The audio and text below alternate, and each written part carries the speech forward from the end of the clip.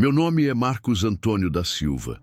Tenho 45 anos, moro em São Paulo e durante 20 anos da minha vida eu servi entidades que eu pensava que eram espíritos de luz. Fui pai de santo, médium desenvolvido, tive terreiro próprio com mais de 200 filhos de santo.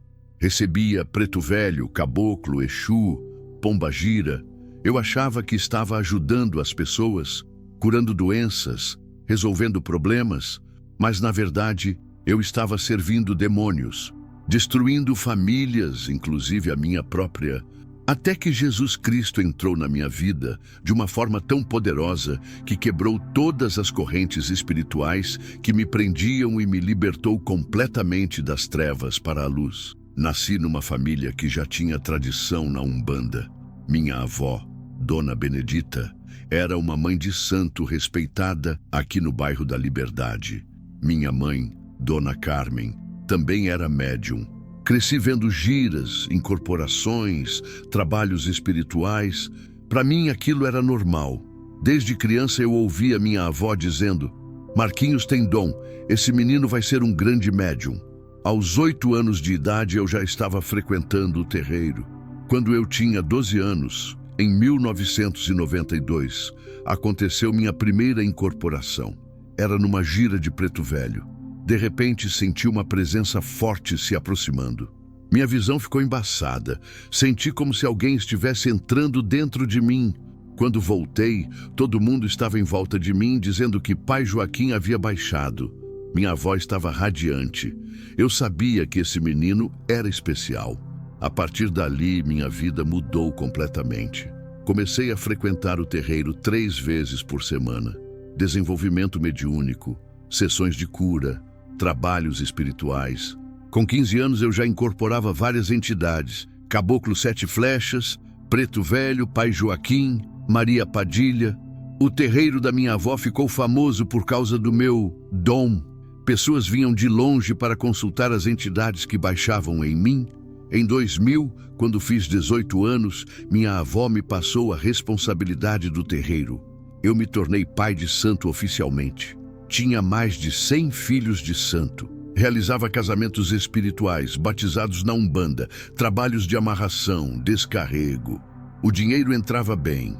Cada consulta custava entre 50 a 100 reais. Trabalhos especiais custavam muito mais. Eu estava ganhando mais que muitos profissionais com diploma. Foi nessa época que conheci Sandra. Ela era católica, mas não praticante. Quando começamos a namorar, ela ficou impressionada com meu poder. Eu fazia coisas que ela considerava milagrosas. Curava dor de cabeça com passe, descobria coisas sobre a vida das pessoas que ninguém havia contado. Adivinhava o passado, o presente, até dava pistas sobre o futuro. Sandra se converteu à Umbanda e se tornou uma das minhas cambones principais. Nos casamos em 2002 numa cerimônia na Umbanda. Nosso casamento foi abençoado pelos orixás.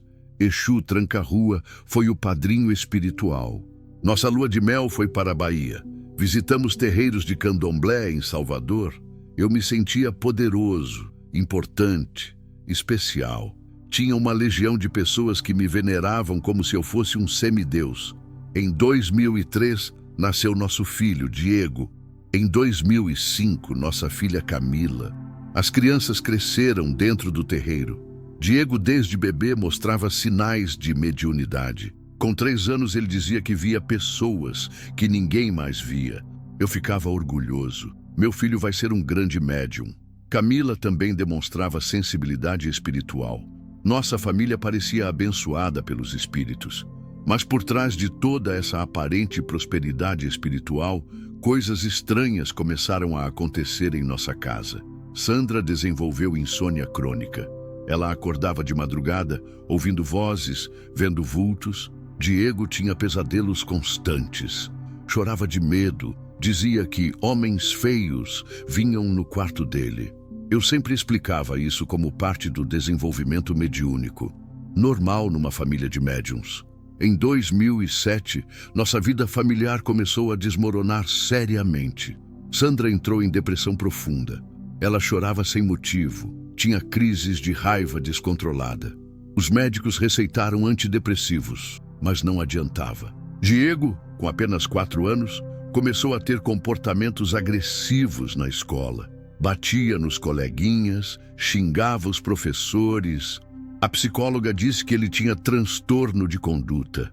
Eu atribuía tudo isso a trabalhos que alguém tinha feito contra a nossa família. Fiz vários trabalhos de descarrego, proteção espiritual, mandei fazer trabalhos em terreiros de candomblé. Gastei milhares de reais, mas a situação só piorava. Sandra começou a ter crises de possessão descontroladas. Não eram mais as incorporações organizadas do terreiro. Ela gritava, se debatia, falava línguas estranhas. Uma vez ela tentou se jogar da janela do apartamento. Em 2009, Diego começou a falar sozinho constantemente. Quando perguntávamos com quem ele estava conversando, ele dizia, com meus amigos invisíveis.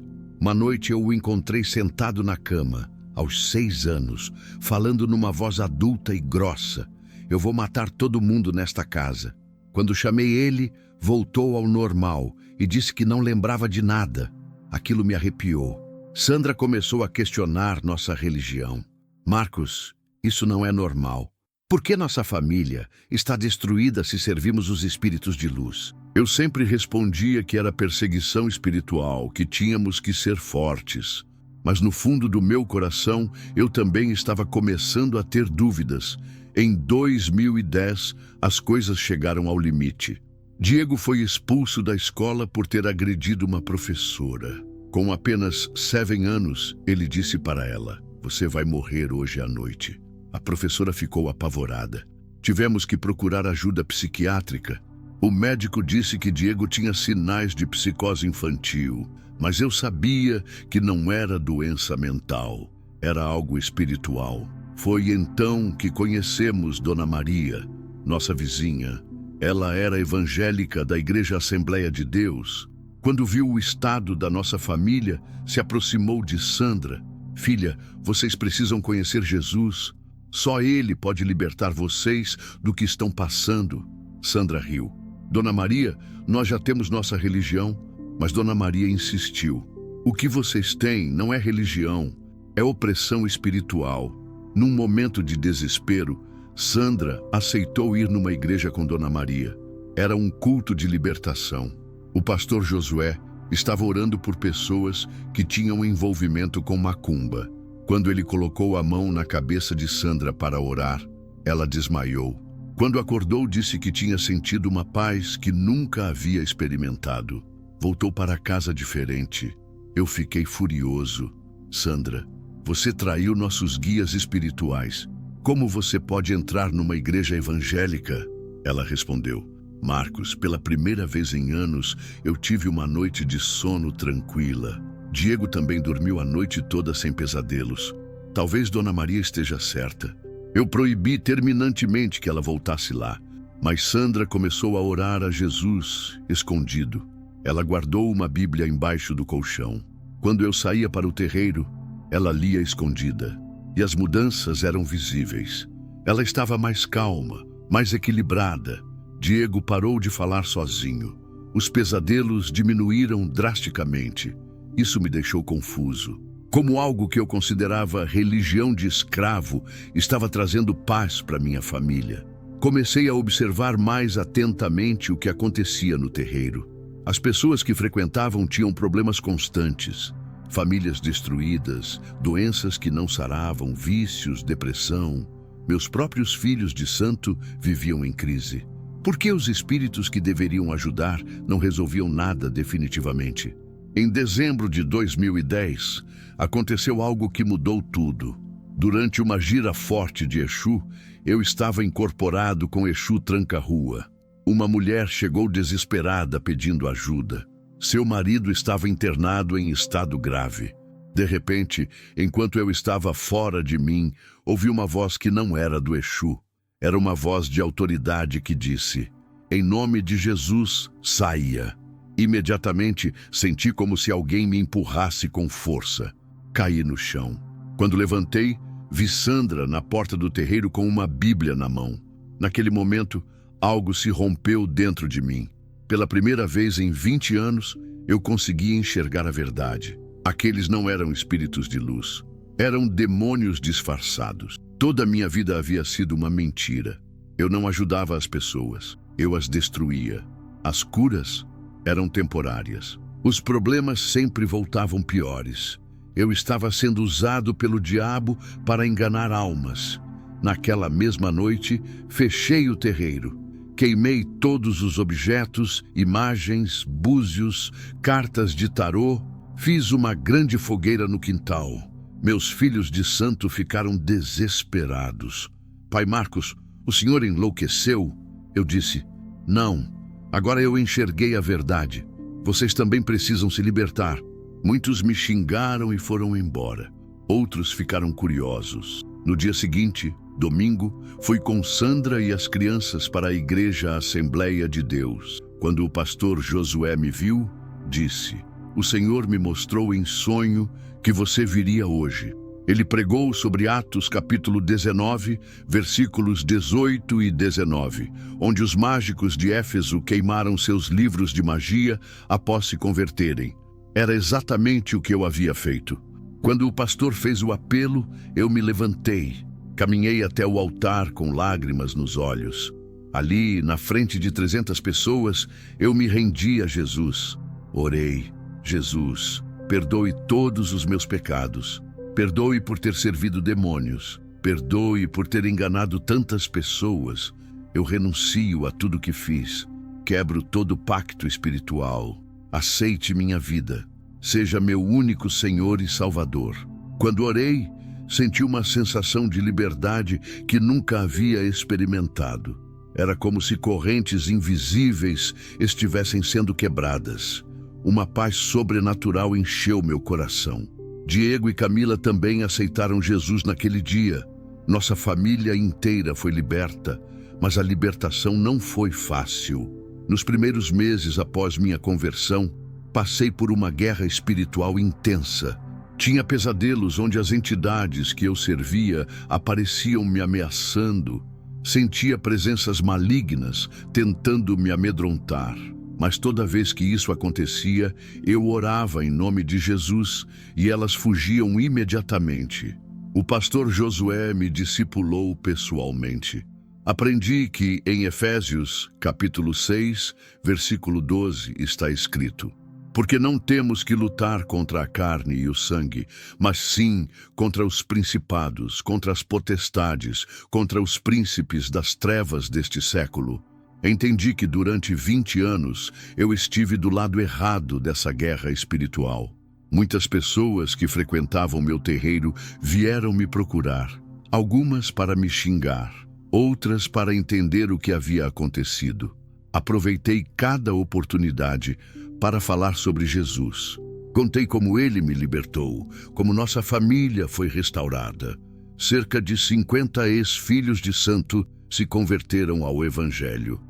Hoje, muitos são obreiros em suas igrejas. A transformação da nossa família foi radical. Diego, que tinha comportamentos agressivos e psicóticos, se tornou uma criança normal e alegre. Camila, que tinha terrores noturnos constantes, passou a dormir em paz. Sandra saiu completamente da depressão. Nosso casamento foi restaurado. Começamos a ter cultos domésticos. A presença de Deus encheu nossa casa. Em 2012, senti o chamado para o ministério. Comecei a estudar teologia no seminário. Minha experiência com o ocultismo me deu uma perspectiva única sobre libertação espiritual. O pastor Josué me convidou para trabalhar no Ministério de Libertação da igreja. Aprendi que Marcos capítulo 16, versículo 17 diz: e estes sinais seguirão aos que crerem. Em meu nome expulsarão demônios. Hoje, 13 anos após minha conversão, sou pastor auxiliar na Igreja Assembleia de Deus. Tenho um ministério específico de libertação. Já ministrei para centenas de pessoas que estavam envolvidas com umbanda, candomblé, espiritismo, macumba. Vi famílias inteiras sendo libertas. Ex-pais de santo, ex-médiuns, ex-cambones, Todos encontraram liberdade verdadeira em Jesus. Diego hoje tem 22 anos, está cursando teologia e quer ser missionário. Camila tem 20 anos, é líder do grupo de jovens na igreja. Sandra é evangelista e coordena o ministério feminino. Nossa família se tornou um testemunho vivo do poder libertador de Jesus. Onde antes havia trevas, agora há luz. Onde havia medo, agora há paz. Onde havia opressão, agora há liberdade. O que mais me impressiona é como Deus usou nossa experiência nas trevas para nos tornar instrumentos de libertação. Conheço todas as artimanhas do diabo, porque servi a ele por 20 anos. Sei como ele opera, como engana, como escraviza. Mas também sei que o nome de Jesus é mais poderoso que qualquer força das trevas. 1 João capítulo 4, versículo 4 declara: maior é o que está em vós do que o que está no mundo. Durante esses anos de ministério, descobri que muitas pessoas estão presas na Umbanda e no Candomblé por ignorância. Elas acreditam sinceramente que estão servindo espíritos de luz. Não sabem que estão sendo enganadas. Por isso meu coração é cheio de compaixão por elas. Não odeio quem pratica macumba. Eu era como elas. Oro para que Jesus abra os olhos delas como abriu os meus. Hoje vejo claramente a diferença entre servir demônios e servir a Jesus. Na Umbanda havia rituais complicados, oferendas caras, medo constante de desagradar os guias. Em Jesus, a simplicidade, amor, paz. Na Umbanda, as soluções eram temporárias. Em Jesus, a transformação é definitiva. Na Umbanda, eu era escravo dos espíritos. Em Jesus, eu sou filho de Deus. Se você está me ouvindo e tem envolvimento com Umbanda, Candomblé, Espiritismo ou qualquer tipo de ocultismo, quero te dizer, você está sendo enganado. Aqueles não são espíritos de luz, são demônios disfarçados. Eles prometem ajuda, mas trazem destruição. Prometem prosperidade, mas trazem miséria espiritual. Prometem proteção, mas trazem maldição. 2 Coríntios capítulo 11, versículo 14, nos alerta. E não é maravilha, porque o próprio Satanás se transfigura em anjo de luz. Os demônios não aparecem com chifres e rabo. Eles se disfarçam de pretos velhos bondosos, caboclos protetores, orixás poderosos. Mas por trás da máscara está o mesmo diabo que quer destruir sua vida. João capítulo 10, versículo 10, mostra a diferença. O ladrão não vem senão a roubar, a matar e a destruir. Eu vim para que tenham vida e a tenham com abundância. Jesus veio dar vida. Os demônios vêm para destruir. Você pode ver isso na sua própria experiência. Desde que se envolveu com macumba, sua vida melhorou ou piorou. Sua família está mais unida ou mais dividida. Você tem mais paz ou mais problemas. A boa notícia é que Jesus pode te libertar. Não importa há quanto tempo você está envolvido. Não importa quantos pactos você fez. Não importa se você é pai de santo, mãe de santo, médium desenvolvido. O sangue de Jesus quebra qualquer corrente espiritual. 1 João, capítulo 1, versículo 9, promete: se confessarmos os nossos pecados, Ele é fiel e justo para nos perdoar os pecados e nos purificar de toda injustiça. Se você quer se libertar agora, faça esta oração comigo. Jesus, eu reconheço que estava no caminho errado. Perdoe por ter servido demônios. Eu renuncio a toda a prática de macumba. Quebro todo o pacto espiritual. Queimo toda a ponte com as trevas. Aceito você como meu único Senhor e Salvador. Entre na minha vida. Liberte-me. Transforme-me. Em nome de Jesus, amém. Procure uma igreja evangélica séria. Conte sua história para um pastor. Queime todos os objetos de macumba. Não tenha medo. Jesus é mais forte.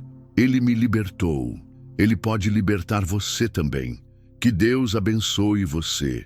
E lembre-se, não há corrente que o sangue de Jesus não possa quebrar. Não há vida que ele não possa transformar. Ele é especialista em libertar cativos.